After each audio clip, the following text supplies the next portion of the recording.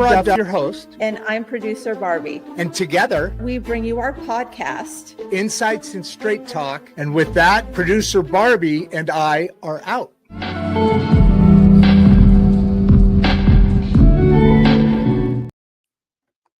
There they are. Hey guys, how you doing? See somebody jumped on right away. Good. Glad you're here. Show is going fantastic. By the way, I was talking to Dr. Andrew Cort back in the green room. You know, I like that word. And we were talking about a few different things and about, you know, setup and, you know, flow and all that good stuff. And about 2 or 3 minutes into us talking, I've been telling you, I'm predicting this chair is going to be gone. I've already gone through one. I've had them for years, but the life cycle, I think, has been reached. I'm going to have to get new ones. But before I do that, I want to lower some of this, moving some stuff around. We were meeting with the landlord of this floor. You know, we're in this, we're in a studio here. Then we have what we call the, oh, there it is. Okay, I'm going to do a lot of this show. It looks like kind of bending over. How's that? God dang, man. I was hoping to let that go one more show. But anyway, for the moment, we have the Shark Tank over there. We have a meeting room and then my office and an accounting back there. And so now we're talking about the rest of this floor. It's kind of cool. Hope it all works out. I'm gonna get positioned. Andrew, I'm going to make this a shorter introduction so I can bring you on stage and do that disappearing act I talked to you about, so I can make it an easier show for me. So, Andrew, Mr. Dr. Andrew Cort, fascinating subject. You guys know how much we love this subject. This is going to be a combination of things. A man that's on a journey to bring holistic, you know, the ability to focus and the ability to have full wellness. You know how much the importance we have on inner growth. Starts from inside and moves out. With that, I bring on my new favorite friend. Sorry, I'm out of breath here. My new favorite friend, Dr. Andrew Cort. I've seen you before. I know who you are. Have you? I have. Yeah.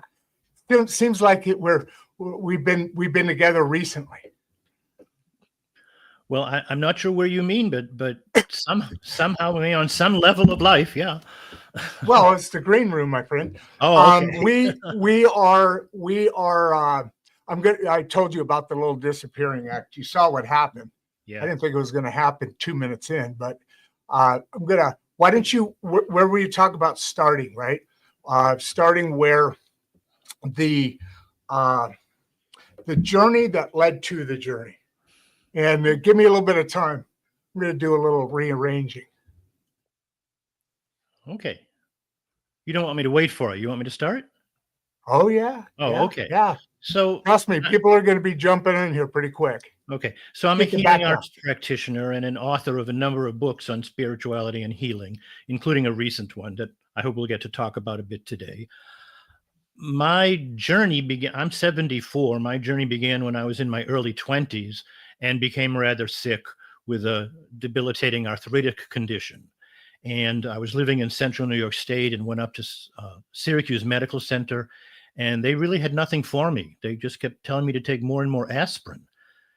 And when I got to the level of, they suggested I try 20 aspirin a day, I decided that I had enough problems without bleeding ulcers being added to the mix.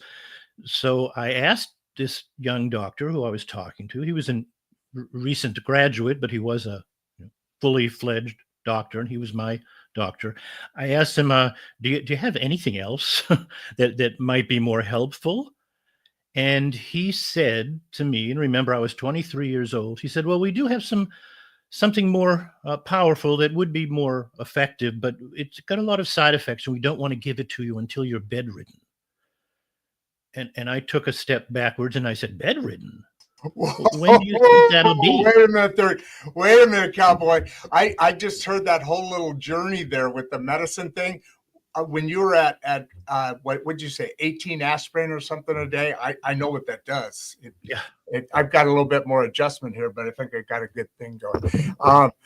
But now, bedridden is the thing that you have to be at to move forward. Yeah, well, this is what he told me. He said he wanted me to take this better medicine that's more effective medicine, but so many side effects, he didn't want to give it to me until I was bedridden. And I said, well, when do you think that will be? And he said, well, the way this is progressing, probably within the year. This was 51 years ago. Oh my God. Yeah. And you know what? You're what, 74? 4, yeah. 74. I look older than 74 then. You look great, man. I mean, I know you got a little thing going on or cough or something, but that's fantastic. This is a story that everybody's going to be diving on. Wow. Okay. We just had a bunch of people come on.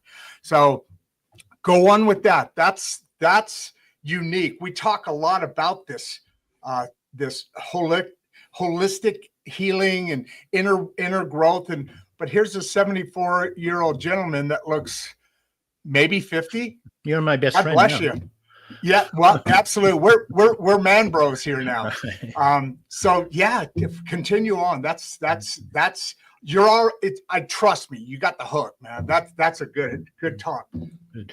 So I kind of walked away from standard orthodox medicine at that time, which as a child had always been just obvious to me. You go to the doctor, they know what's wrong, they gave it the right pill, and here I was getting nothing but aspirin, which didn't even help. So I kind of walked away from that. Now, before I go on, I just want to say I'm not anti-medicine. One thing is, I think the word holistic means the whole thing. Medicine is included in holistic. Absolutely. It has a definite place. And the other thing is, I need to acknowledge that many years later, medicine did finally come out with some very helpful things for me when I was in my 50s. So it was a long struggle to get there, but they did come up with some useful things that did, in fact, change my life in many ways.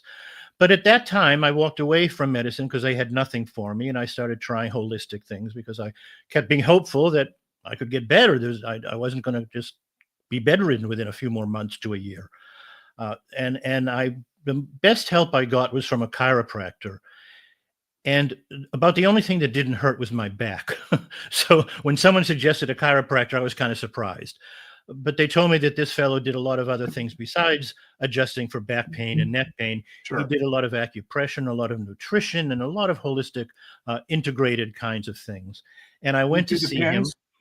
And what I can say after the first visit was I didn't really feel better, but I was so impressed that he did something. He didn't just talk and tell me to take aspirin. He worked on things and did things. So I kept going back, and within a couple of months, I can say that it stopped progressing, which was a good thing. I stopped having a new joint or two every day.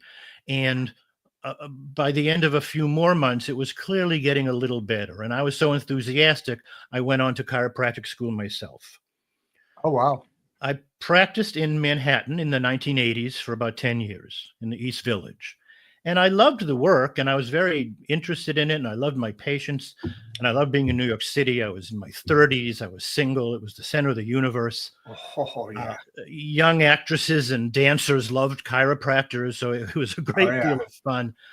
But I also had to admit after about 10 years that even though I had ups and downs, overall, it did continue to regress. And after 10 years, I knew I'd lost my finesse physically, and I had to get out of it and did a number of other things.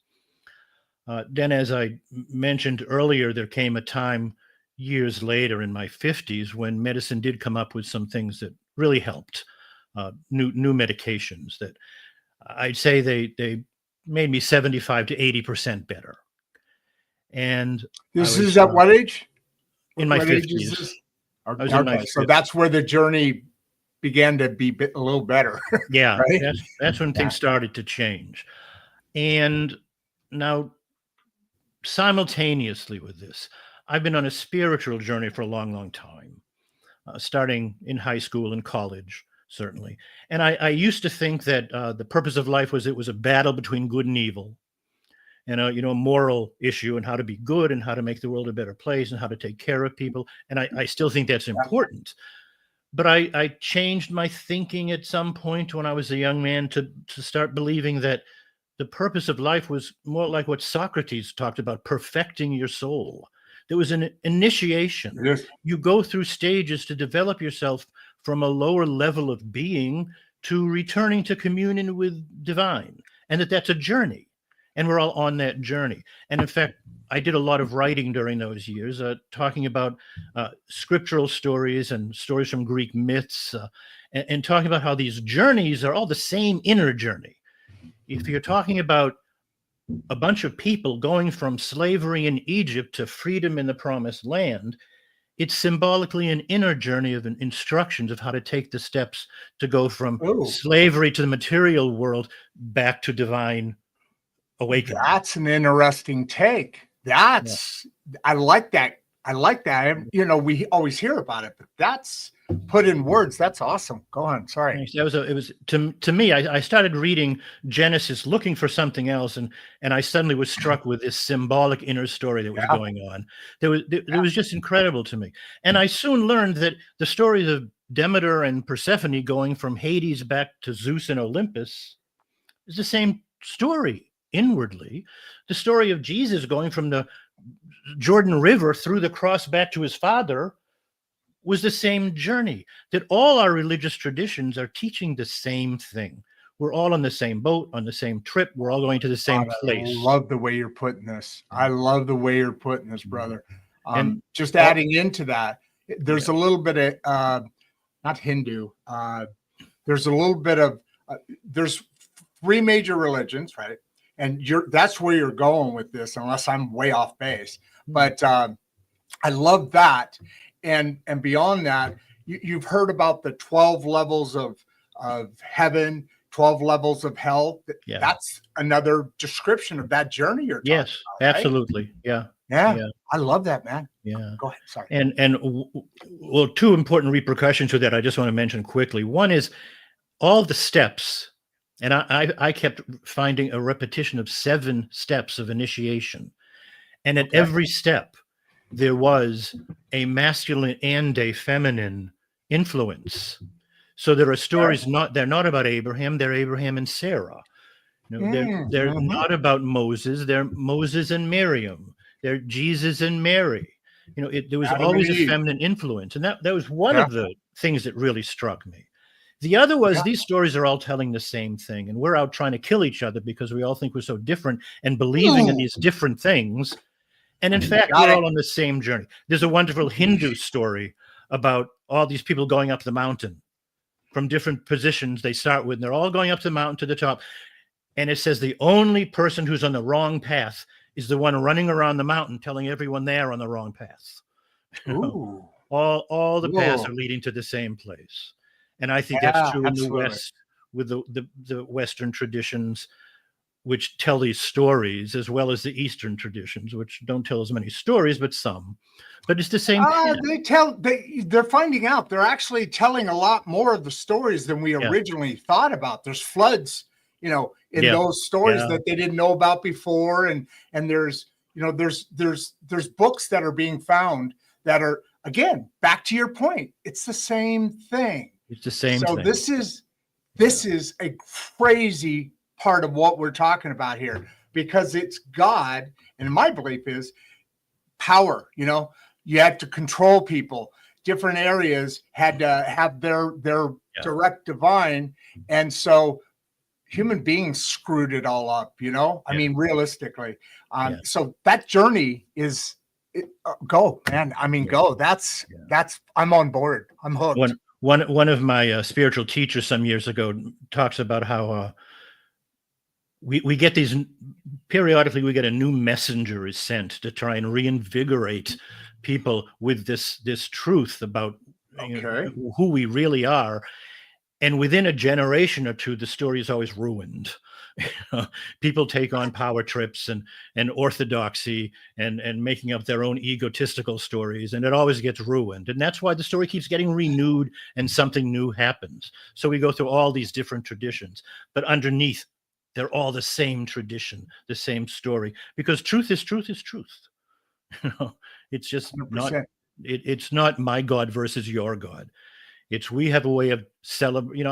When someone comes to me and they tell me they're from another tradition, my instinct now is to say, "Oh, how wonderful! Have a seat. Tell me how do you celebrate? What songs do you sing? What stories do you tell your children?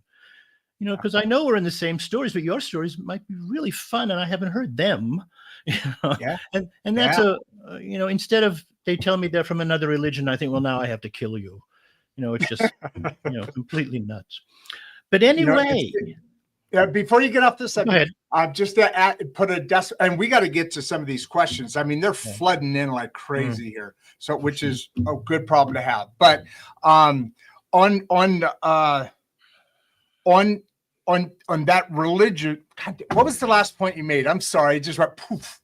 Oh, what was the last thing you said? They're all saying the same thing, and instead of killing each other, we should just be interested in the different ways we celebrate these stories. Yeah, we have had different, like a bishop. We've had different religions, because I've always been interested in this subject. The 13th chapter of my book, which I haven't put out yet because I needed a platform to sell it, and the platform took over. And I'm trying to get back to the damn book, and people here are like, "Get your book out." The reason I bring it up, chapter 13, it's about religion, the four majors, and it's called Blinded by the Light. And I think as humans blinded ourselves. And like you said, there's messengers that come back to remind us and keep steering us in the right directions. But it's a really curious thing why what you said, we go and kill each other because of, you can't have Muhammad, right? That's Muhammad, right? But you can't have Muhammad visualized or talked about, or we're infidels if you're not in that. In Christianity, remember in Ireland, the Protestants and the Christians blowing the crap out of each other, right? It's go, man. That is so right. So you were rolling into the next subject, and I had to interrupt because I just, the subject is fascinating, and it's critically important. And there's 300 people on here going, oh, wow. Yeah, I agree. Yeah. So just in half a sentence. So I went from thinking the purpose of life was this moral battle, right, to thinking the purpose of life was this initiation journey. And about 7 or 8 years ago, I came to a new conclusion. And I don't say those other ones are wrong. I kind of integrate them all. But I started focusing on a new idea, new to me, which was, well, maybe the reason we're here is to experience and enjoy and appreciate and love this magnificent experience, this incredible journey. Maybe we're supposed to be happy and grateful and filled with love and joy. Mm-hmm. Well, as I started pondering that, now I go back to my health issues. I had years and years of these health issues that made me feel like a victim. And even though I was saying that a time came when medicine did help me pretty substantially, but not completely, I was still pretty stuck in being gloomy and feeling like a victim, and this is all unfair, and it's not my fault. Mm-hmm. And as a result of health issues, it became very difficult for me to make money because working was very difficult. And it's pretty simple to, I think most people would agree, that you take a guy who's sickly and has no money, and women aren't going to be real interested.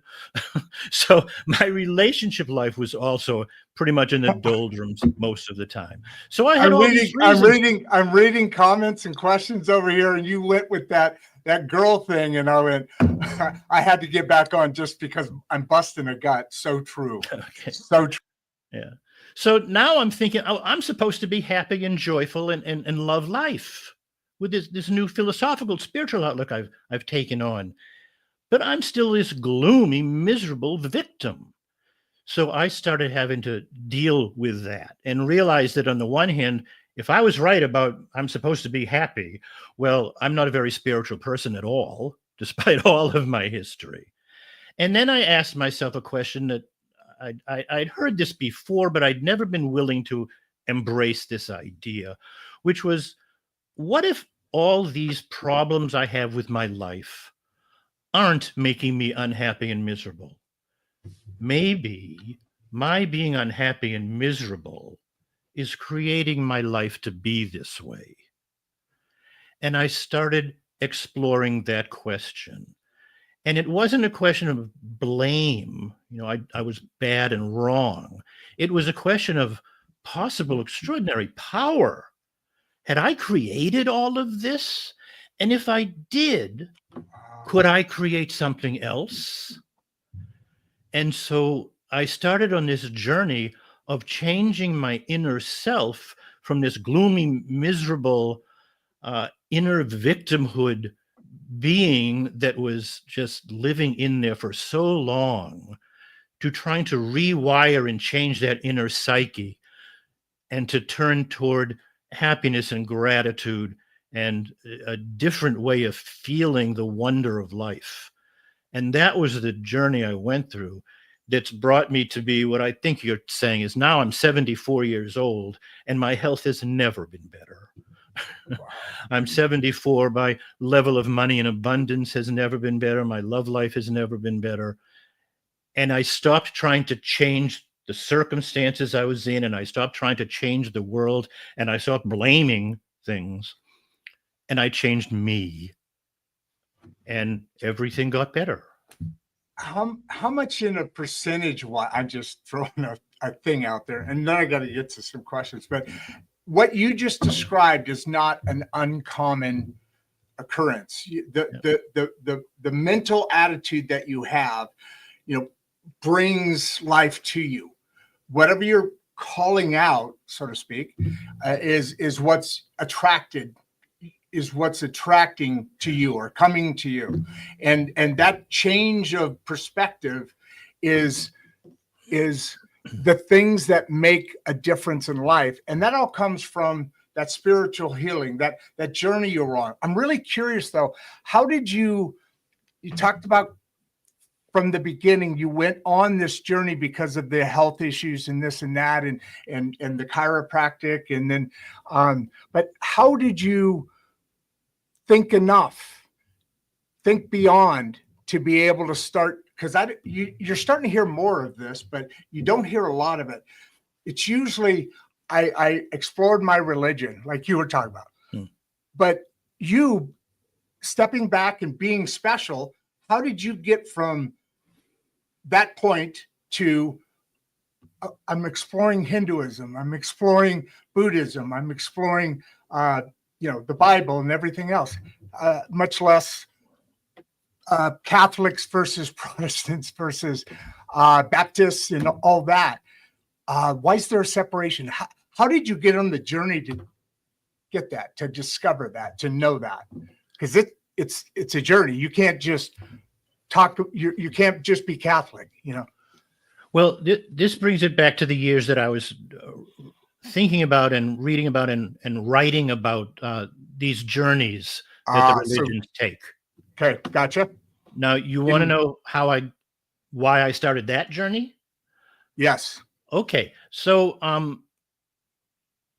I'd always just been interested in spirituality. I was there was a spiritual teacher in the early 50s named Gurdjieff.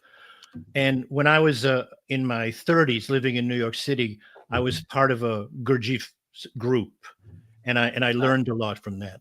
One of the things Gurdjieff taught about was that there's what he called the law of seven, law of vibration, like do re mi fa sol la si, and you start again, do re mi fa sol la si, and you go through a scale. And one of the things he said was everything goes through this process of achievement. If you achieve something, you go through these 7 levels.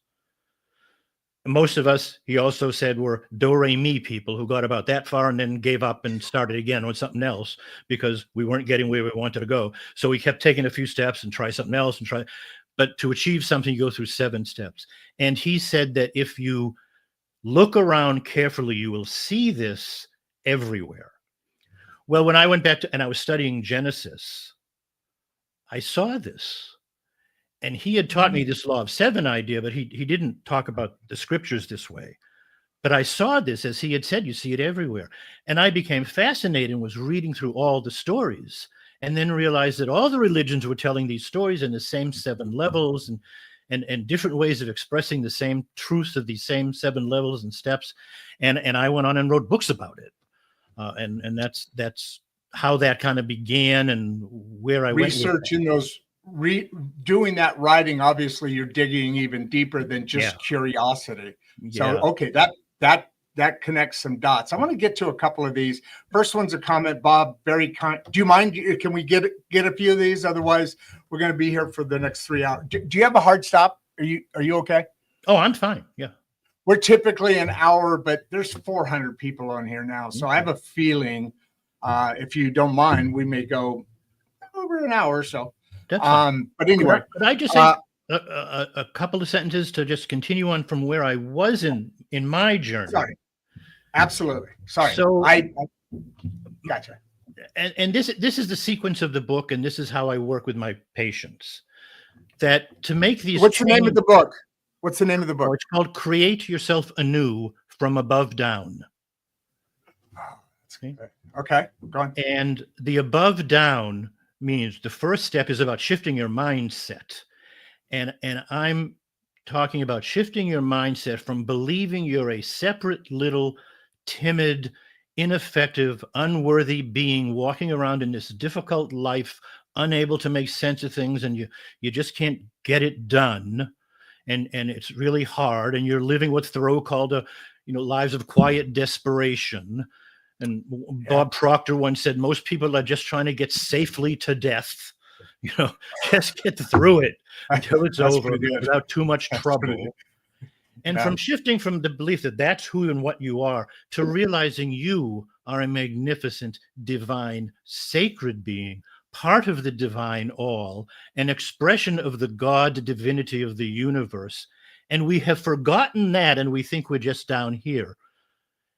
And you have to shift back to that recognition of what you truly are, because that's where you have creative power.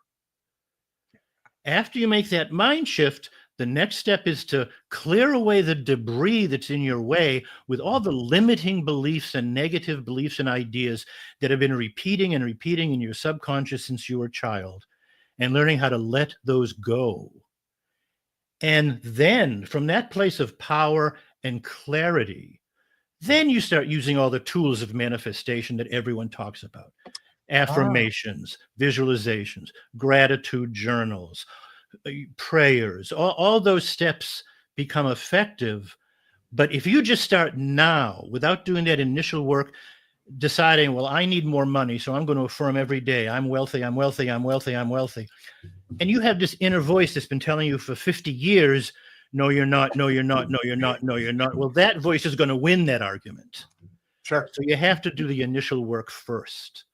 And the steps are shifting your mindset, clearing away the debris, and then doing the work of rewiring your subconscious. So that's how I work with my patients. That's what the book is about. And now I'd love to answer questions. Yeah, no, that was, I'm glad I didn't make you stop there, because that really filled some stuff in. How long have you been practicing? Let's go. And I'm going to get into these questions, but you brought up and I'm sure they're probably asked in here, but let's, how you talked about working with your patients. And then from that, I'm assuming the book came out. Yeah. And then from that on and on and on. Right. Right. How are your are you meeting people face to face? Do you have, like this? I mean, today's technology allows a lot more. How does that all look? Just out because the technology has certainly added a lot. I see people here in person in Woodstock.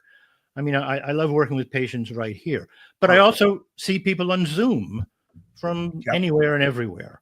And it has to be a little bit different, but really not that much different, and it's useful and helpful across the cyberspace. So I do that too, because it's mostly self-healing. I'm mostly into helping you heal, and I'm not the healer. You're the healer. I'm the helper. I'm trying to help you Guide. Relax your tension, dehypnotize the nonsense, and allow yourself to heal. But you do it. It's between you and whatever higher power you're working with. Beautiful stuff, man. As Bob says here, what a powerful reminder that healing starts within. Thank you, Doctor.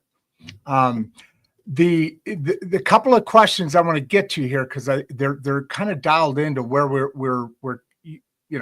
are at this moment.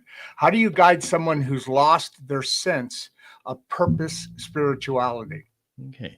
Well, I can't give someone their purpose. I can't fill that in for someone. Oh, good point.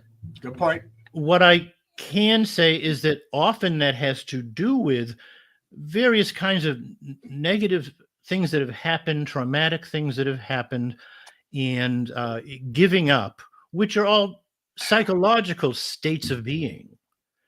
I can help people get into I get people very, very relaxed, and then I put them into a kind of trance state where they're giving off theta waves, which are the hypnotic level of their psyche. When they're giving off theta waves, and they're open to suggestion, but they're also open to listening to their own higher guidance.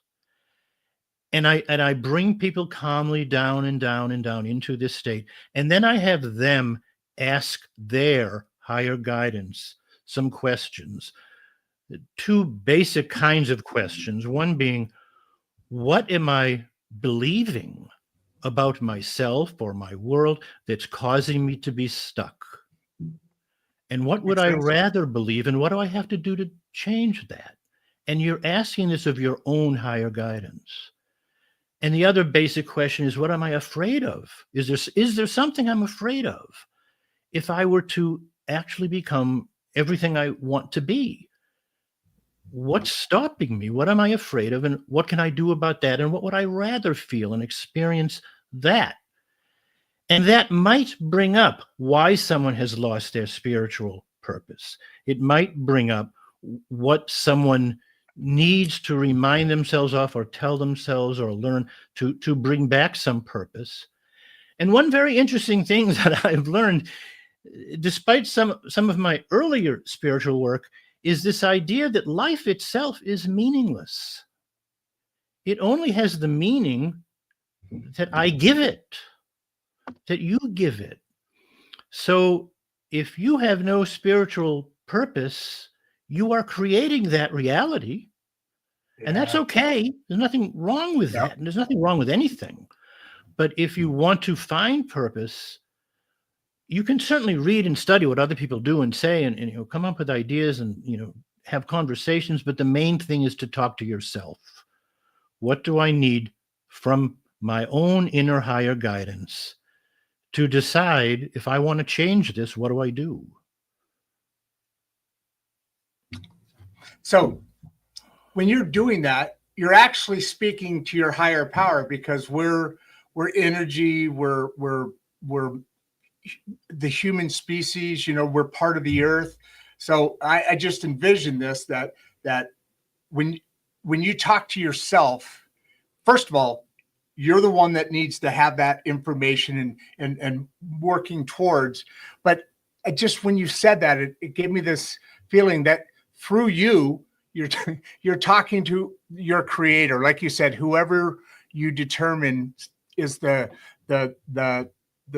spirit, or the religion, or the meaning, or the message that you have, because now you are part of that. That's an interesting concept. That's really, really interesting.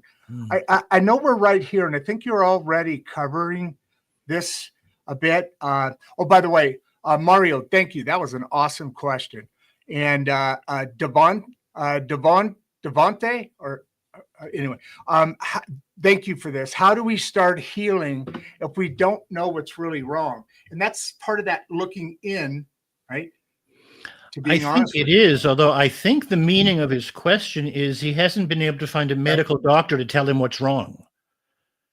Oh, okay. No, I might be wrong about his meaning, but that's what I got when I read the question. There's more about that. So you know what? You probably are right. I mean, you are the expert. I'm just a dude talking in your ear in the background. So yeah, let's go with that because, okay, makes sense. Well, the medical way of looking at what's wrong is we have to find a name for this disease and tell you what the name is. And then that's what you've got, because you have this thing that's external to you, but now you've got it. And we have to fight against it by giving you a drug or taking something out with surgery. And I know I'm being oversimplistic about what medicine does, but that's kind of foundational about how they approach health and healing. We know what's wrong. We've done all the tests. This is what's wrong with you. You have this. And now we can give you these things to make it feel better at least and maybe go away. If we don't know what's wrong, it's probably all in your head, but one way or another, you're in trouble because we can't figure out what's wrong with you. This is a very disempowering way of working with people, with life. I just got really depressed. Fairly common. Yeah. Now, sometimes they find something and they give you something and you get much better. And I acknowledge that. Medicine is filled with dramatic, wonderful miracles. They're also filled with a headset that I think misses an awful lot.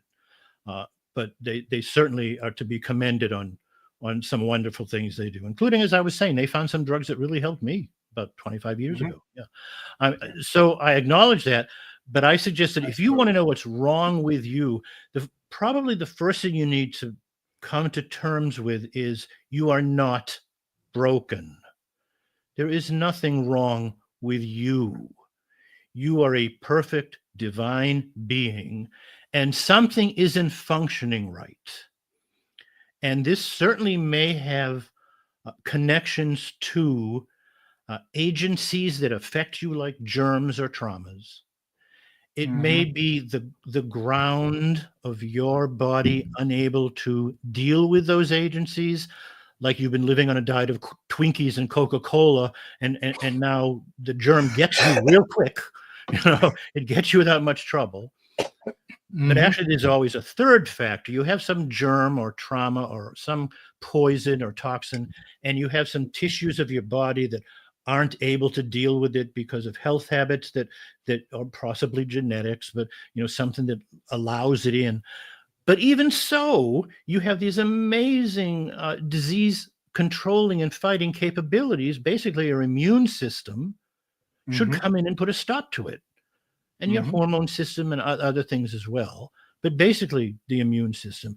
And what we know from a lot of research over a long time is that the state of your immunity is a joint function of physical, emotional, psychological, and spiritual aspects. You change your inner spiritual and psychological state, and that affects your body chemistry in every possible way.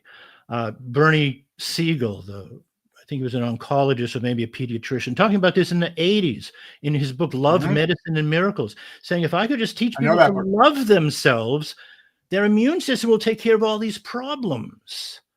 But I can't fix the problem, and I can't fix their immune system. But if they would just learn to love and love themselves, he's seen all these miracles happen. We know that if you believe that life is a terrible, difficult place where oppressive and horrible things are going to happen, they do. And if you believe this is a magnificent, benevolent world, good things are going to come your way. And they do. And we know this. And it's not woo-woo science. I mean, you can see it everywhere. And looking into the science, it's the sympathetic resonance of vibrations. Vibrations attract their similar vibrations and repel different vibrations. And you can repel all the good stuff by being like I was, negative all the time.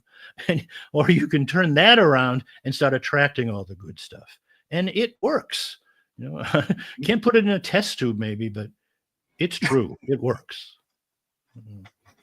Have you ever, it's a story, and I don't want to go through the whole thing because I don't know it good enough, but the meaning is exactly what you're saying here.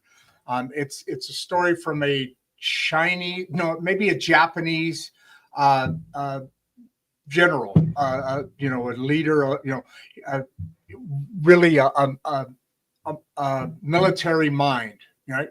And there's a story that is attributed to him, and it might be in one of his books. You know, they had the little books that the Art of War and stuff like that. But have you ever heard the forest is neutral?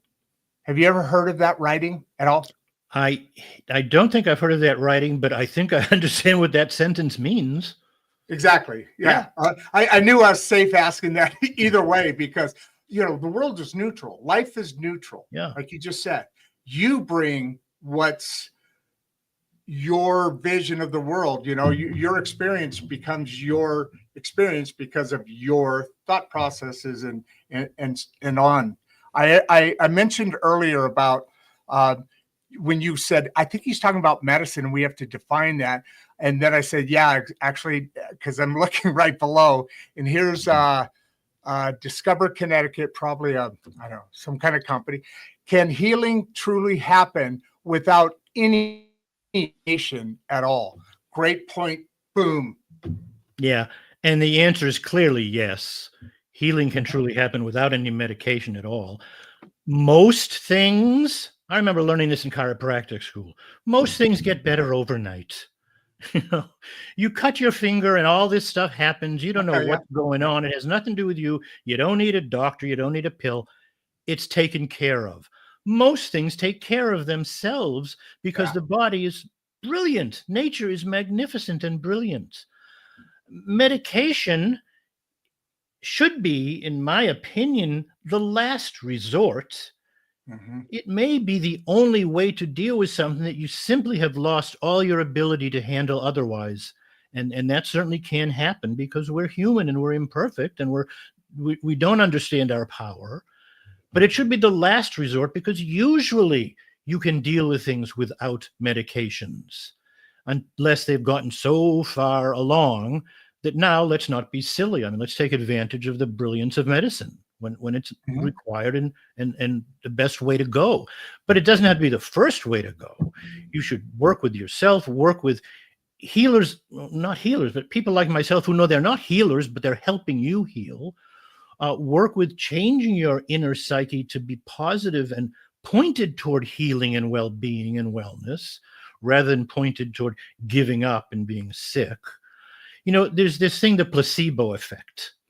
And people sometimes just disparage it. And I often hear people say, oh, that was just the placebo effect. And my response is just the placebo effect? The placebo effect, in my opinion, is arguably the most powerful force in the universe. You can use your thoughts and feelings and beliefs to alter the physical world. That's extraordinary self-empowerment in that placebo effect. If you believe that you're going to get well, you do. If you believe that I'm not going to get well unless the doctor gives me the right pill, then that's the best shot you got. But it's not because it's true objectively. It's because you make it true. Yeah. Tapping in there right there. Also added to that, you talk about the placebo effect, and it's beautiful blind studies. And like you said, all of a sudden right now it's like, wow, okay. But that concept, that thing is the one thing fighting against corporate.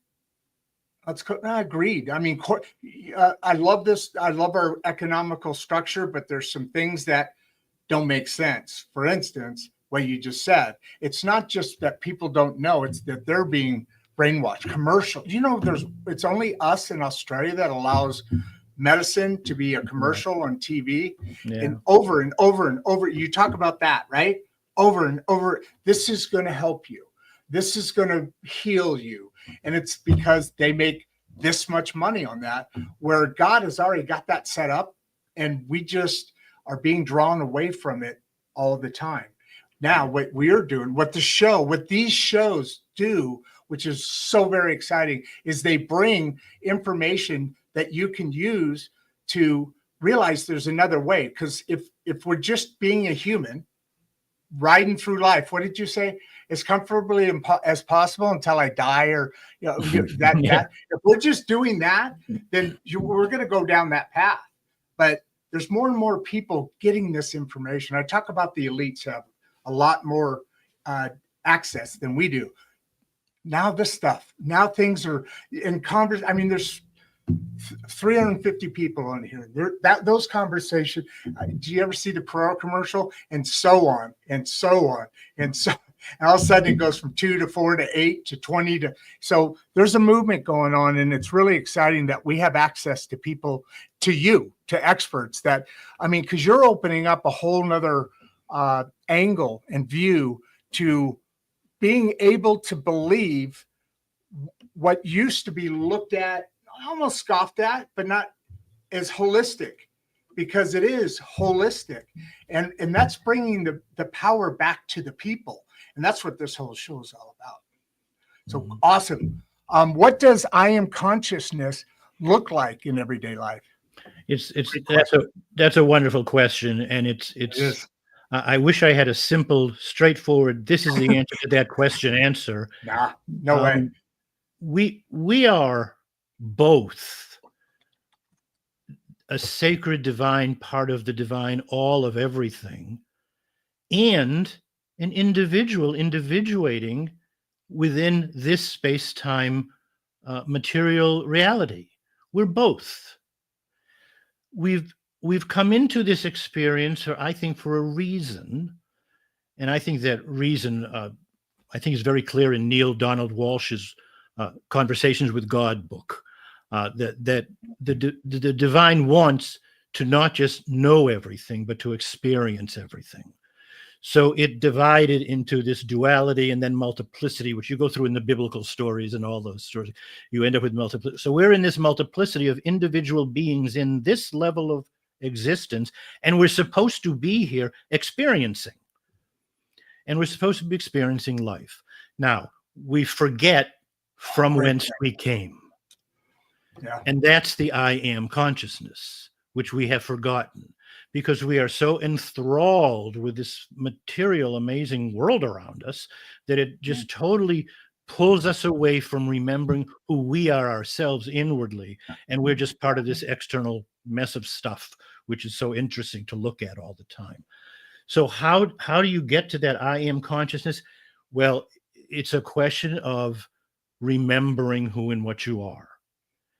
And if you try to remember that by learning and studying and reading and praying and meditating more and more times each day, perhaps, you step back into what you really are and remember. And it's hard at first, and it gets easier, and then it gets easier and easier. And maybe every now and then someone becomes so enlightened that they're always aware of that. I'm certainly not. And I don't think many of us are, but I can be aware of that when I remember. And I can learn to observe myself and see what's happening and remind myself. And I get up every morning and spend an hour or two working on myself with meditation and prayer and affirmations and visualizing and remembering, trying to remember. And I start the day with that. And that gets me through the day a whole lot better, and a whole lot more and more and more times through the day that I remember where I started this day. You know, I'm lost, and this guy just cut me off in traffic, and I'm blah, and you know, but I don't have to do that. I don't have to do that. I'm choosing to do that, and I can choose something else, and I can choose something else because I'm a conscious creator. I really am. And if I just remember that, and the other thing to remember is that if you're part of all and everything is one thing. If I do something or even just think something nasty about someone, I'm thinking something nasty about myself. If I hurt someone, I'm hurting myself. If you remember that, you can't keep doing these negative things to people all day long, because you realize they're just you. This wonderful Indian teacher, Ramana Maharshi, was once asked, Master, what do we do? How do we treat other people? And Ramana Maharshi said, there are no other people. It's all us. It's all one. Change is everything.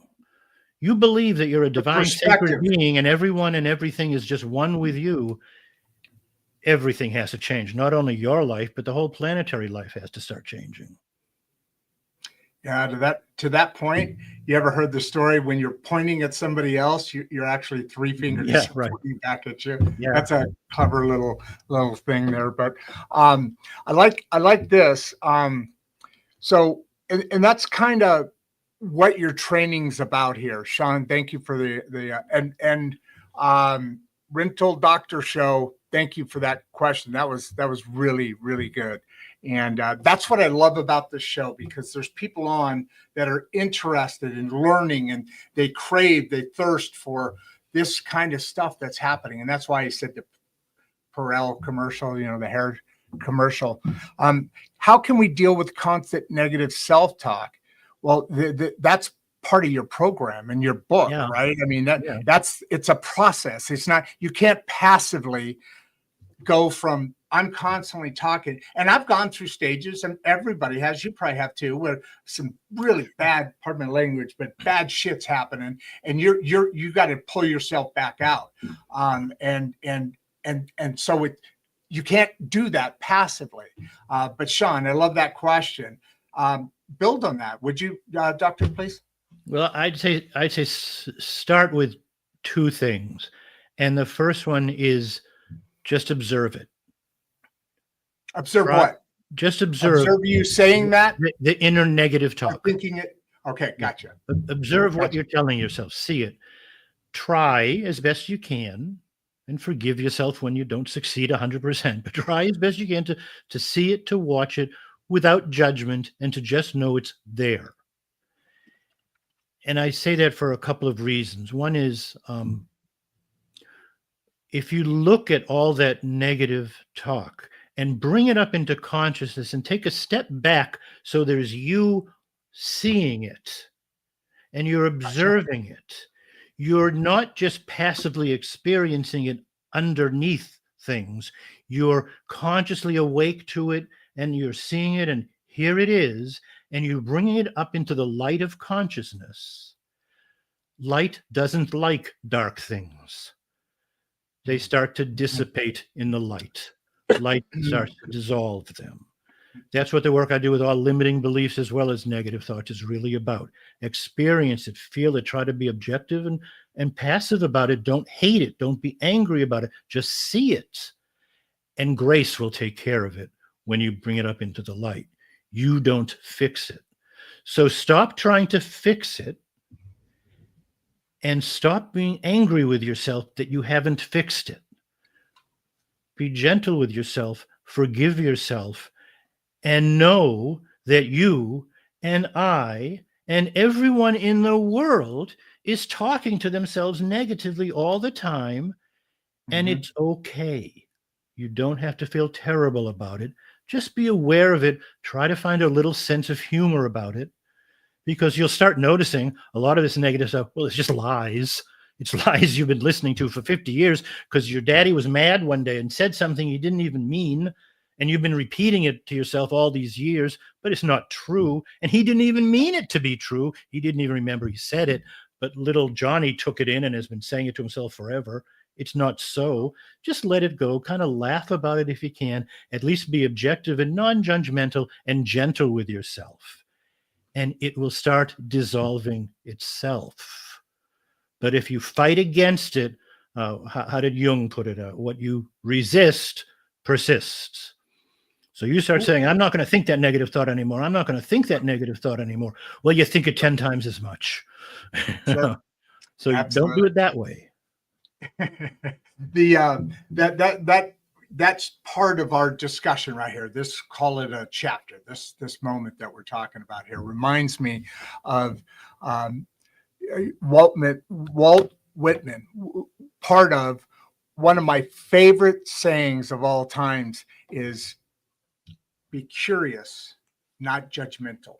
Yeah. And that's usually about other people, right? If you're learning about somebody, and I think that's where that started from, if you're learning about somebody, be curious about them. Don't be judgmental about them. But it works even more. what you just said. Be Take curious of why that thought is there. Don't be judgmental. Be curious, because then you become its master is not the greatest word anymore, but become its controller, or its, you decide what that happens with, right? Yeah. Yeah. Yeah. Now, one way, I'm sorry, go ahead. Yeah, I was gonna sneak this one in here. We still got a freaking dozen of them, but this is a easy one to sneak in here. Golf real estate. Thank you very much. Amazing insights. Thank you both. You're developing a fan club here, Doc. You may have a call Doc radio thing going on. Don't take all my listeners though, please. Okay. Leave some for us. Is visualization enough to manifest true change? And but let's let that sit, because you were going to finish your point. Oh, it actually kind of relates to this. It's good that they come up together. One way people try to stop negative thoughts is to start making positive affirmations. Yeah. And try to replace those negative thoughts with these positive affirmations. And it's like what I mentioned before. If you do that, but you have this inner voice that's been going on forever, much stronger in your psyche with all this negative stuff, you're wasting your time with the affirmations. You have to clear some of this away. And then you have to get into a theta state of brainwave state where you're really deeply hearing these affirmations. And then even so, you have to repeat them many, many times to convince your inner self to believe something different than you've been believing for years and years and years. You can do that, but it takes effort and time, because you can't just replace a negative thought with a positive one if the negative thought's been going on forever. So that's easy. And now this question about visualization, let me start with a story that back in the 1970s, a psychologist named Michael Gelb did an experiment. And he took a bunch of teenage boys who loved playing basketball, and he found a group of them who played all the time. And he had them practice foul shots over and over and over again until he could kind of have a standardized understanding of how good they were. How many shots did they typically make out of how many attempts? And then he divided these boys into two groups, relatively the same in skill and ability to succeed in making foul shots. And he told one group, for the next 30 days, you are to come to this gymnasium every day for 1 hour and practice shooting foul shots. And he said to the other group, for the next 30 days, you are not allowed in the gym, but you are to spend 1 hour a day envisioning yourself shooting baskets, going swishing through the hoop one after another, and just keep visualizing that. And you shaking your head, you probably heard about this experiment. He brought them back 30 days later, tested them again. Both groups had improved, and they had both improved the same percentage. Oh yeah. So can you visualize? I thought they actually got a little bit higher. Maybe I'm wrong about that, but that's an amazing. I mean, that's why have we lost that? Why are we not? Where did that go? Because that used to be one of the things that huge percentages of the population drove to, because it makes sense, and you know, that mental. And then in the last, I don't know what, 10, 20 years. We, like you said, we're going away from that. Why do you think that is? Well, is it society or? I mean, all the influence of society that draws away from what we really know, from who we really are, and hypnotize us into all this nonsense that we're constantly engaging ourselves with.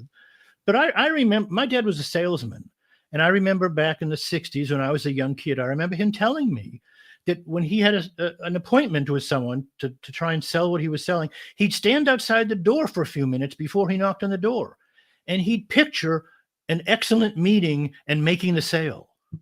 Yeah. This was 60 years ago. He was doing that, and it always made things better. He told me when he started doing that, he made many more sales. I think business people and salespeople in particular, and athletes have always known this. These athletes who they spend time before every game picturing themselves being magnificent, playing a perfect game. And it brings them up. It teaches their body to expect it to work. It brings all the body chemistry changes to be ready for it to work. The body can't tell the difference between a vividly imagined scenario and a physical world experience out here. You get the same chemical changes in the body. You get the same changes in brain waves, the same changes in heart rate. The body doesn't know the difference. So it prepares you to know you can do this and to be ready to do it, and to you've already experienced doing it. You know, there's wonderful scene in Harry Potter where he was able to travel in time and he saw himself do something that he didn't think he could do. And then when he had to do it, he told Hermione, I had no problem doing it because I knew I could do it because I'd seen myself do it. You know, and the same thing with visualization. You know, you can even add to that because you brought in the athletics, right? So it changes your chemistry, it changes your thought process. You can see the ball going in, swish, and in that same vein, you become and have muscle memory, right? Yes, so yes. the guys throwing it are gaining that muscle memory. The guys thinking it, that same thing is going through here because it's not about getting stronger. It's about the muscle knowing exactly when to let go and at what, that is all there. And even more, probably a little bit better ingrained. Yeah. Right. Yeah. Yeah. So Brian here, boy, there's a lot of real estate people on today, isn't there? Did you notice that? Yeah. I'm like, wow, okay. This isn't it's funny because I think we got a whole bunch of people really interested. Have you heard of that show 360s when you do a virtual tour of a house? Oh, yeah. Have you ever? Yeah. I've heard of the it. guy that invented that. Him and his partner was on a couple of weeks. Last week. All of a sudden, all these realtors are coming onto the show. I think this guy drew them in. So what's the first step in identifying limiting beliefs? And again, it goes back to everything we're talking about in that visualization, right? It does, and the first step is always the first step is observe yourself. Be consciously aware of yourself as best you can. Yeah. When you observe yourself, if you see a pattern in your life that you don't want, I never have enough money. I never have enough money. I get money and it disappears. I never have enough money. And no matter what you do, this pattern recurs. I always get into the same kind of bad relationships. I'm always repeating the same kind of relationship. I'm always having the same experience over and over again. You see a pattern, you know you have a limiting belief. And the limiting belief that's being curious about it, right? Stuck. It's keeping you stuck in that pattern, and it won't change until you get into and release that limiting beliefs. So the first step is knowing that you have one. And of course, we have many. But the first step is seeing that you've got a limiting belief because the same things keep happening to you over and over again, and you're creating your life. So you're creating your life with this same limiting belief over and over and over and over again. Then you have to dehypnotize yourself. You have to get into a state where you're not listening to your ego chatter. You're not listening to your lower mind explaining itself and deluding itself and trying to make things the way it wants it to keep being because it thinks it's protecting you from change. You don't want to listen to that. You have to get into an inner deep state where you can listen to your higher guidance, which knows better, and ask it, what's going on? What is this belief? What do I have to do? And what would I rather believe? And start feeling and experiencing and visualizing and affirming that. Yeah. But first get rid of the negative thing itself and then start affirming the positive choice. Now, you're not going to do this in 20 minutes unless you're phenomenally lucky, because although we have instantaneous power, there's really no such thing as time and space. It's all just this one perfect moment in eternity. But we don't experience it that way. We experience time and space and distance and sequence and things going on. And it's going to take us some time to undo our experience of reality. So keep at it. You might find that that limiting belief goes away, and you go in again the next day and ask yourself some more questions, and you've released a layer, and there's something underneath it. And you might keep going till you find some core belief that's beneath everything. Often I find that kind of core belief that seems virtually universal is a voice inside you that keeps telling you, I am unworthy. I'm unworthy. That's not true. You can't be a sacred, divine, spectacular being and be unworthy. It's a lie, but you've been telling yourself this lie for perfectly legitimate reasons forever and ever and ever. And it's taken hold of you and you believe it. And if you're unworthy, all these other things are going wrong and you have all these other beliefs. So you often go through them until you get to that, or whatever core belief you get to. You know, you have, before I go on, I want to take a sidestep, and just listening to you and the way that you communicate this journey, your path, that has got to be. I'm a big fan of voices and accents and names, you know, for my own quirky little reason.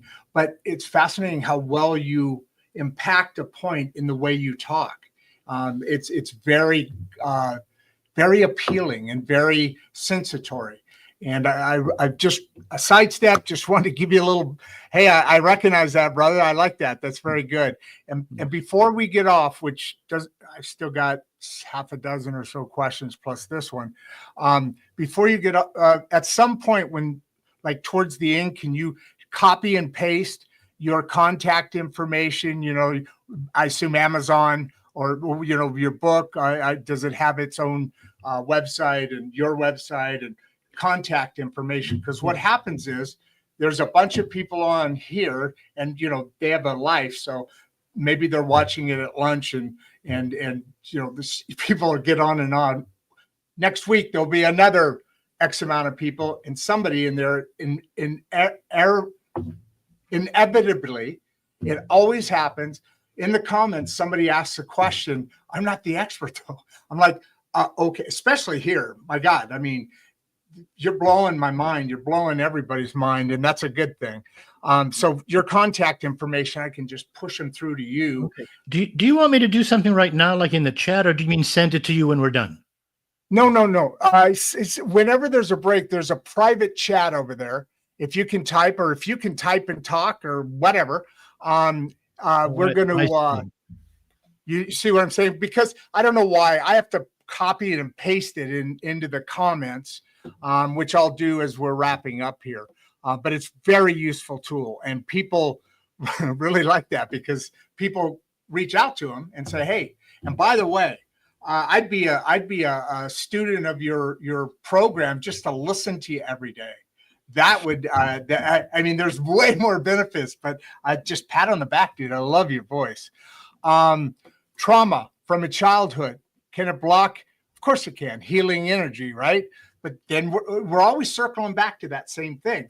It's a matter of how you perceive it and then believe it. And then I don't know what the third word would be, but something meant. Yeah, as you say, the simple first answer to that question is, of course, yes. Childhood trauma blocks healing energy. It blocks healing energy because it gives you feelings of unworthiness. You know, trauma often makes people feel unworthy. There's something wrong with them. That's why they kept getting hit, you know, or whatever that trauma is.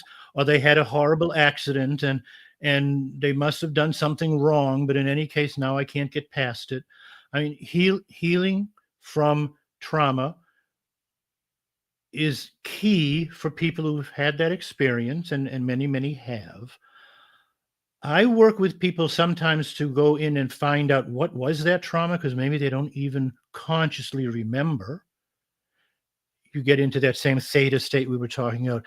You get into what was that trauma, what really happened, because maybe you've forgotten it, or maybe you've remembered it, you know, distorted ways, but your inner self remembers it always perfectly. And if you can get there, you can clarify it for yourself, bring it up. And when you bring it up, you can start forgiving yourself and you can start letting it clear away. Now, I say this with full recognition that you're not going to get rid of powerful inner trauma by having a session or two with me. It may very well take a long time with a really good therapist. And I want to be clear and fair. I mean, some of these things take expertise that I don't have, Sure. and time that I can't give you. So the first question, can trauma block healing energy, is yes. And the other side of that question is, can trauma be released so that you can start accepting healing energy? And that is also yes. And there are various ways to do that by yourself, with a therapist, through work that I do, with work that other people do. It can be dealt with. And I recognize it's always very, very serious. And I don't pretend that it's a simple thing that goes away because I get you on my table and an hour later the trauma's gone. That's not how it works. But I would love to be helpful as best I can. Absolutely. And I wish you well. Absolutely. Great point. I'm going to get to this in a second, but to your point, this episode is awesome, blowing my mind. But the show, since we've started, has had so many experts in so many different areas, and I'm a really curious guy, and so I ask a lot of questions. I listen really well because it's important, and time after time. I mean, I'm doing 2 shows today. We do at least a show a day, Monday through Friday, and here I am getting an hour session every day on these kind of subjects. And the reason I say that is mental illness is a big deal on this show because it's personal, and several other things are. I mean, we do technology, we do all that. But as I lay into these conversations and just lay back and bring them in, I am a different person. You talk about this, the healing. I grew up in a lot of tragedy. And, all that carried, all me, this, that. I was a different person, hiding behind a mask, blah, blah, blah. And then something happened. I had a breakdown. And then things, I think God finally said, okay, you get my word. You're not doing the right stuff right now. You got to come over and do this thing. Because every time, I mean, I went to some psychiatrists, and a couple of them, it was like, you said you got to have professionals. Couple of them like sociologists, I think. I'm listening to it. I'm teaching.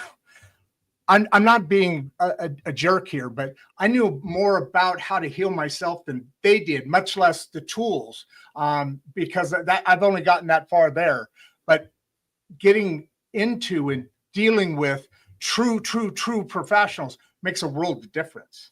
And that's I just wanted to bring that up because it's very, very well known. I've had physical and mental pain, and all that's gone. I'm getting younger. I'm getting healthier.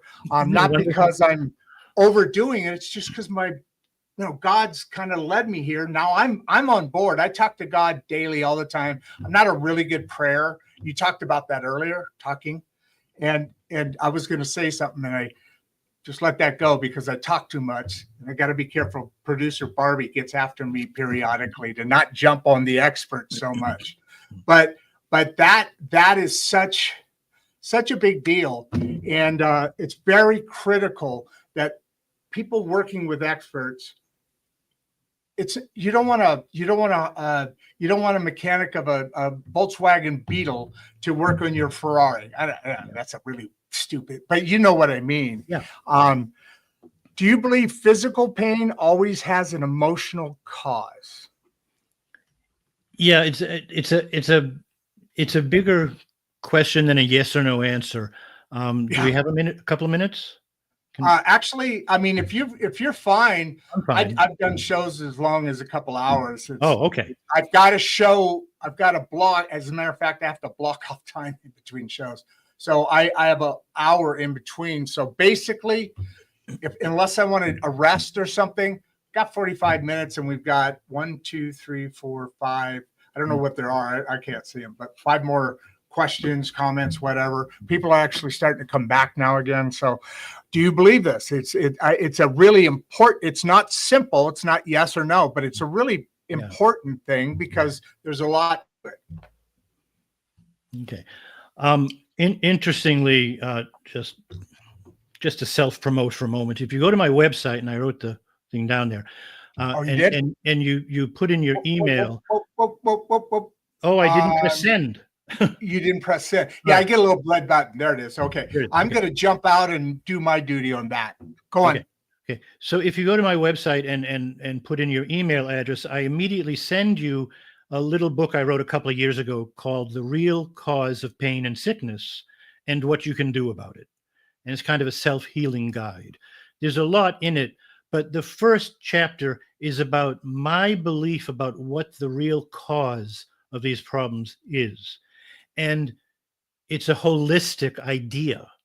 The cause of getting sick is actually something I talked about a little bit earlier, a combination of three things. Some kind of agent does something to the body responds to it depending on the state that it's in. And then your immune system and other healing forces in your body take care of it if something wrong gets underway there by sending in the ability to take care of things. And that is a function of physical, but also emotional and even spiritual way of thinking and feeling and believing and being. Now, to me, that's the most important of the three factors in that it's the most potentially powerful. But they're all important.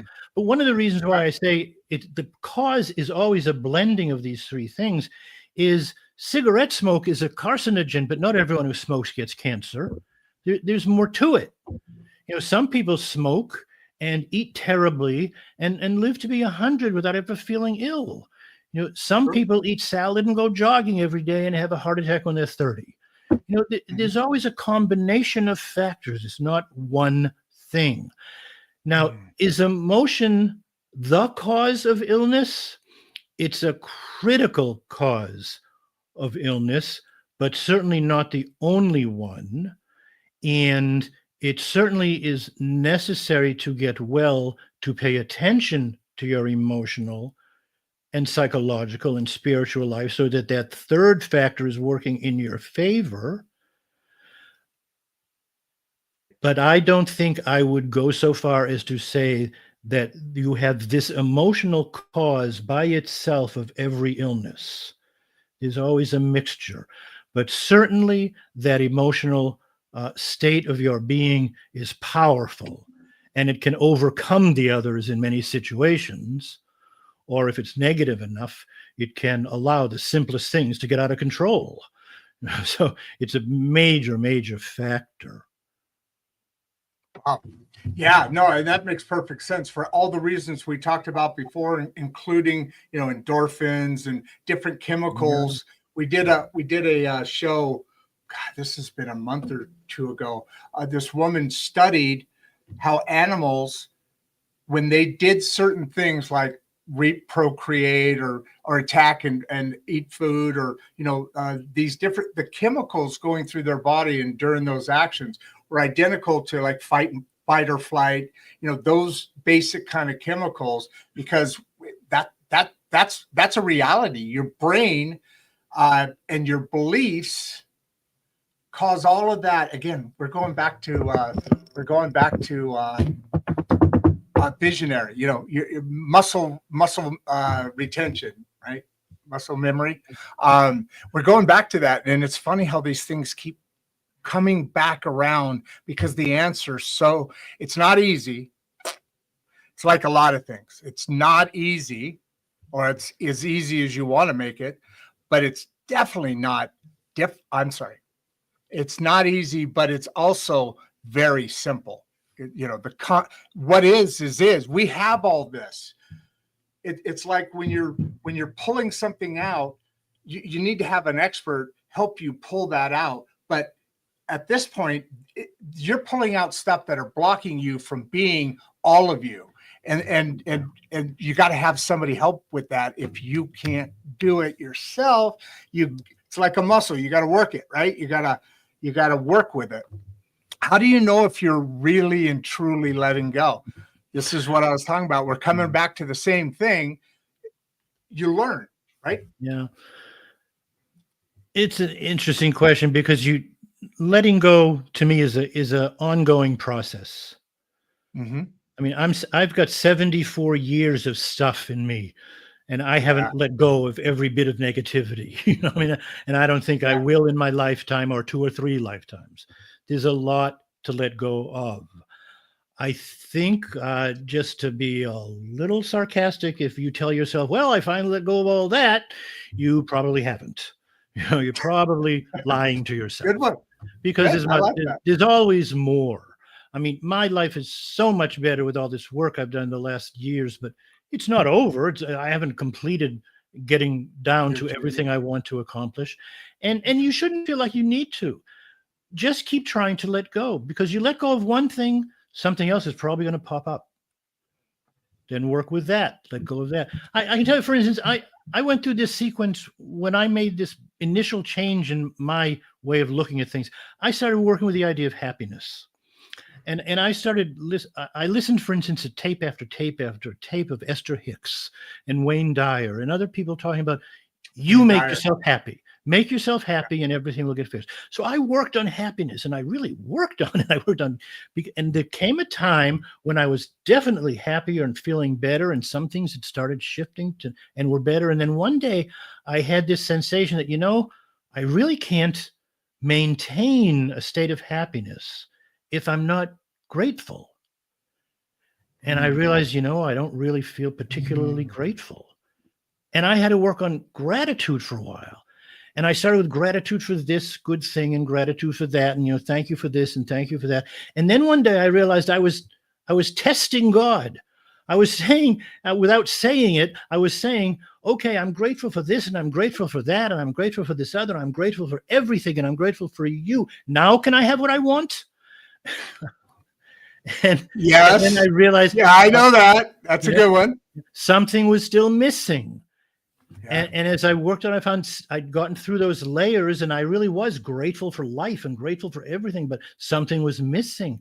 And I realized it was this feeling of worthiness and self-esteem. I'm not worthy of all these things. That I had to work on that for a while. And so you let things go and you make changes, and then there's something else, and you go deeper and deeper and deeper, and it gets better and better and better, but it never ends. That's the best answer I can give to how do you know when you've let go, is you don't. You haven't. You keep letting go of more. That is awesome. I'm going to make a couple comments here, and one of the show's friends, Ronaldo, well, I'm having a freaking weird day. I just got an alert that some reason my computer, which is just it's not going to affect anything here, but I use it, is down to like battery power is almost done. So I'm gonna run through a couple comments here. Discovered. Oh, remember he's been on the whole time. Love you, man. Truly a healing conversation. I love that. Thank you. What's the fastest way to feel inner peace? And I think that's kind of getting into maybe that. Oh, by the way, I never finished my thought. I'll get to that in a second. I never finished my thought because I said I don't pray to God, and I'm not a good prayer. It feels rehearsed, it feels. But then, I really needed some help, and I began to just talk to God. Just hey, this is what's going on, man. And just talking to God. And having that type of communication within yourself, that was is still a big. I talked to him several times a day. Anyway, I was going to expand on that. I just remembered I didn't, so now I'm coming back to this. Can I say something about that? Oh, hell yeah! There's a place. My chapter verse memory. I don't have that, but somewhere I think it's in Matthew.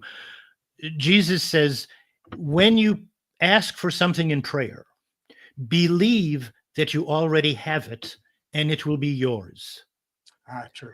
So prayer becomes not a supplication, please give me something I don't have. Mm-hmm. Prayer becomes a statement of gratitude recognizing that Oh, everything is yours. You do have it. And when you believe that, it is yours. God, there's some saying about how, God gives you even before you ask. Well, yeah, it's already yours because you are part of God. You are part of this all and everything. So prayer isn't oh, please, I'm sorry I was bad. Can I have a new puppy? Prayer is thank you for all of this.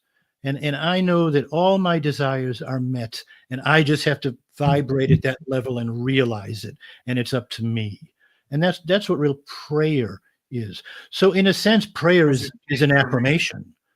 yeah. The difference in my opinion is that affirmations are rewiring your mind, and prayer is more devotional, and it's rewiring the consciousness of your heart.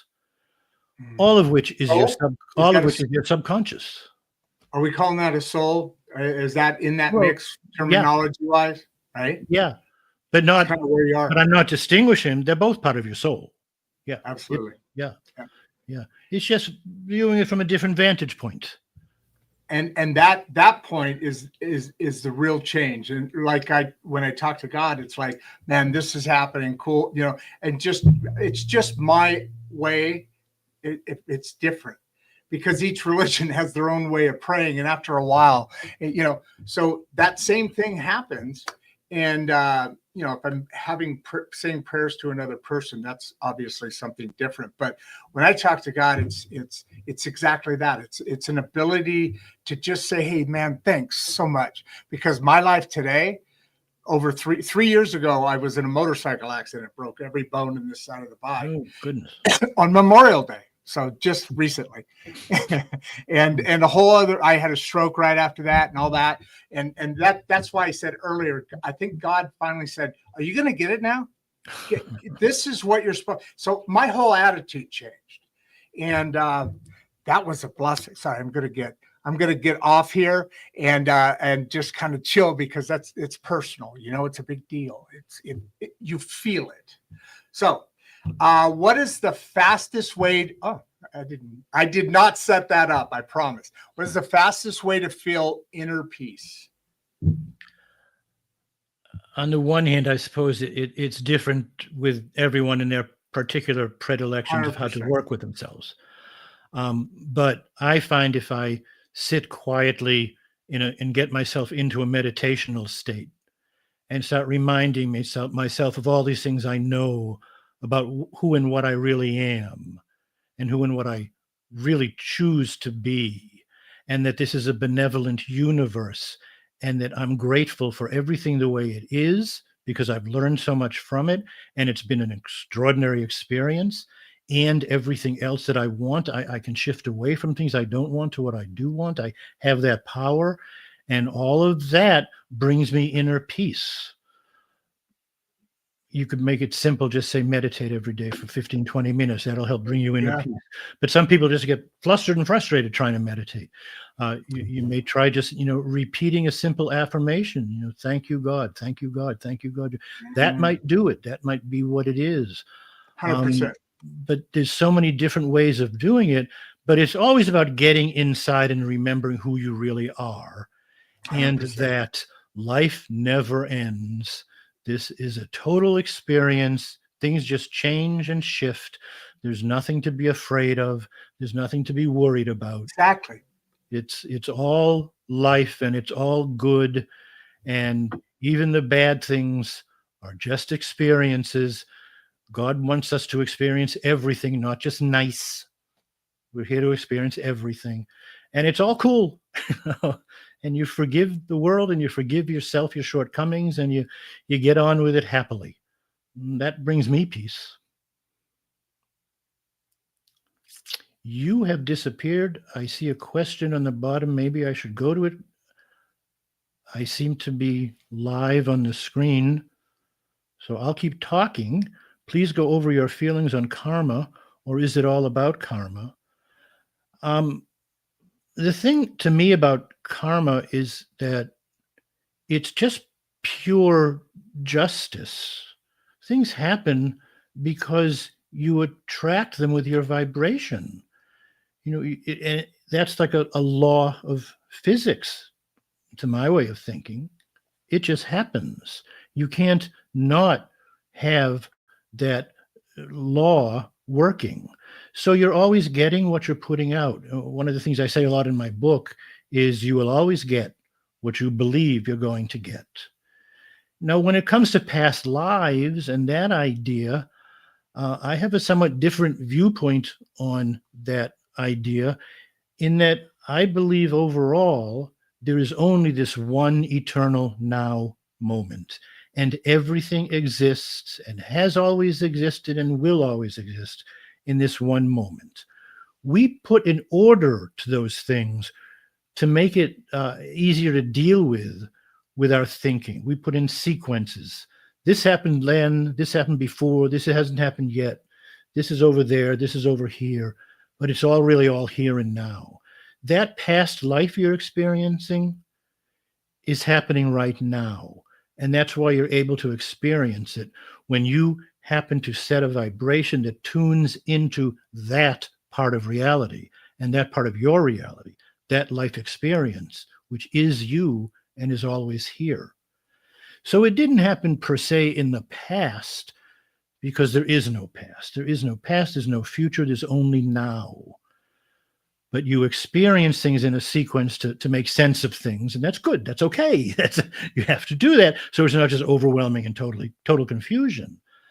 But the world that you want your life, the life you want to experience, that world is here right now. You just have to blend with it by vibrating with that. And if you want to re-experience a past life, as we call it, just blend with that experience. It's right here for you. You get that deja vu feeling because that experience knocks on the door of your consciousness at some moment, but it's always there. You're always all of it. Now, I don't know if I'm wasting my time or yours, because he seems to have disappeared. And I don't know if we're still on. In case people are still listening, I just don't know if anyone is. I think I'll say goodbye and thank you for listening, and thank you for all your wonderful questions. No. Okay, there you are. Oh man, it started off with my chair falling out from underneath of me, right. And then it's ending with I pull. It's about your message, not the aesthetics. Thank God. Okay. So all that time I was talking when I didn't see you, was I on live? Yeah, you were all by yourself. Oh, I was gone. Oh, yeah, I was gone. Okay. You weren't gone. You were doing what you should have been. I just accidentally made you the host. Right. Here it is. I'm tired. I need a break. I want to go meditate. And boom, I was gone. And you know what? It was so embarrassing because 2 minutes earlier, I said, I'm going to ask you a question, then I'm going to get off, and something's about my battery. Don't worry, though. It's not going to do anything. It's just that happened, and the whole system shut off. I went, so luckily I got it. All right. Did you talk about karma with Ronaldo, or are you all set? Is everything good? I did talk about what karma, all did I miss? Oh my God. Okay. Well, he will be back. Oh, is that who I was talking to about karma? Yeah. Not only that, but before I put her on, I said she was a friend of the show. Right? She always adds stuff. Very smart, very creative person. Check her out on different whatever you call them. Very creative in what she does. But she also's been to the show a number of times. She knows shit happens every once in a while for some reason here, and that's why I think she said, and correct me if I'm wrong, that he'll. Oh, don't worry, he'll be back. I've seen this before. Not exactly, but at this point, closing remarks, man, and wave to all your fans that I drove away by running off. What's a closing remark? How do you want to say? Contact me, anything that I missed that you wanted to add as a, hey guys, thank you very much, blah, blah, blah. Well, I was saying, thank you everyone for listening. Thank you. Did? Thank you for all your wonderful questions, because I didn't know you were coming back, and I didn't even know I was live. But in case they were listening, I was saying Smart man. listening. If Smart people man. do want to reach me, the best way is to go to my website, and it's just my name. That's on there. It's just www.andrewcort.com. There's Yep. no letter U in the word Cort. It says Andrew Cort, C-O-R-T. That's Scottish, and right? I say that's the best place because you can find out all about me. You can find out all about my practice, and I do practice on Zoom as well as in person in Woodstock. You can find out all about my new book and all my books. You can quickly click a link to pick up the book. It'll send you over to Amazon, or you can go to Amazon directly. Just Google me or the name of the book. Create Hold yourself on. Okay. 87 people just jumped on right now. Oh, okay. Okay, this is a weird day. Go ahead. Your book you can find on Amazon, Amazon.com. You can find it on Amazon, and you can find out all about it on the website, and there are links to click you over if you want to purchase it. And it's a paperback, it's a Kindle, and I narrated an audiobook. So it's in all three forms. You can listen to it in your car or read it in paper or on an ebook. And my email address, which is just andrew@andrewcort.com, and my phone number are on the website. I'm very transparent. I'm happy to have people call me to book a session or just to talk about today's issues and things we've been talking about. I'm working on an online course. I'm not sure I mentioned that. I know did not. No, I'm working on an online course about all this material. I know there are people who don't get what I'm saying so much from reading as they might from experiencing me talking about it. Get you. And having exercises and journaling and things to do to integrate it all. So I'm working on an online course, which I hope will be ready by the fall. If you sign by September, I hope. Yeah. Okay. If you give me your email address on the website, you'll be the first to know as soon as it's ready. And I will send you that book I mentioned, the real cause of pain and illness and what you can do about it. I send that out, a digital copy, just immediately. So all that's on my website. You can also find me on Facebook, and I make TikTok videos, and you can find me there. And yeah, that's it, bro. You're draped into the current world of communications, right? And I'm trying. The way to live. I have a 31-year-old daughter who helps a lot. Hey, believe me, I know that. I have same scenario and automation and AI and all that. I'm learning a lot about it. But yeah, the younger generation they own it, man. Yeah. We'll see you, man. Thank you so much. It was awesome. That was a great conversation. I think a lot of people will not only be contacting you, but certainly they'll be they're taking a great deal away from this, and that is what makes this message so special. Have a good one, brother. Thanks. You too. Yeah, that was so cool, wasn't it, folks? Appreciate you guys coming back after I left you. Hey, and Ronaldo, I appreciate you I think you kind of blocked the door a little bit there. I just as I was coming in, he was like, okay, well, I guess I'll go. And you're like, he'll be back. Don't worry. Been here before, seen it, which I thought was kind of comical coming back in. And thank you for that. The gatekeeper now. So there we are. I mean, another freaking awesome show. I appreciate all the support. Please subscribe and like the information here. As you could tell, the world is now moving into also these classroom type educational programs, a couple bucks a month or whatever. And this content is stuff that you're pulling in instead of sitting in a book or whatever. It is now the thing that probably should have been around for a long time. And I'm really excited about that because as we talk about here in the great middle class, and I got to wrap up, I got another show coming up real quick. But as you know, and this thing is about empowering, educating, and not drawing on, but addressing the needs and the concerns of the great middle class.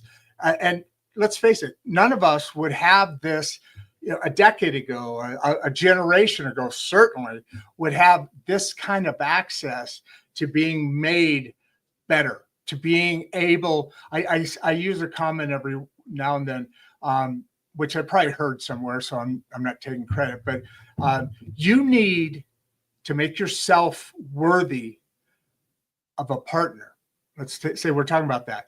Your partner and your job is to be that settling force, because what is it? I think it's up to 60% of marriages now fail. I remember growing up, it was 50-ish. And I don't know that it's ever been 100%. Yay, we made it. I have a grandparents that did that. My parents did, and all that stuff.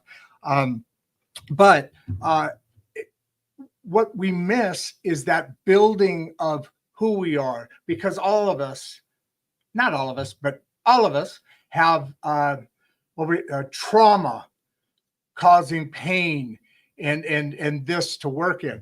So please, folks, I mean, this is the whole thing we're doing here.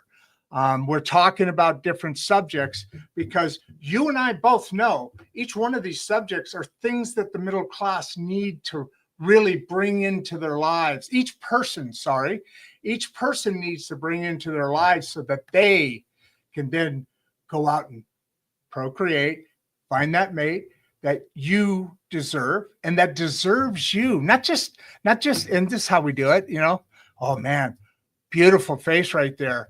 And then you find out you've got certain interests in this and that, and we really aren't planning, and it's not a matter of being exactly the same, but it's being worthy of the other. And you're only worthy of that if you know yourself, and then you know your potential mate. That goes through everything in life. I don't know why I got on this big rant here. Dude, doctor, you made me, woo! I'm like the preacher up on the stand here. This was an awesome show. Absolutely awesome show. And for so many freaking reasons. So, this is insights. These are insights that we love because it's straight talk about it. And I'm out.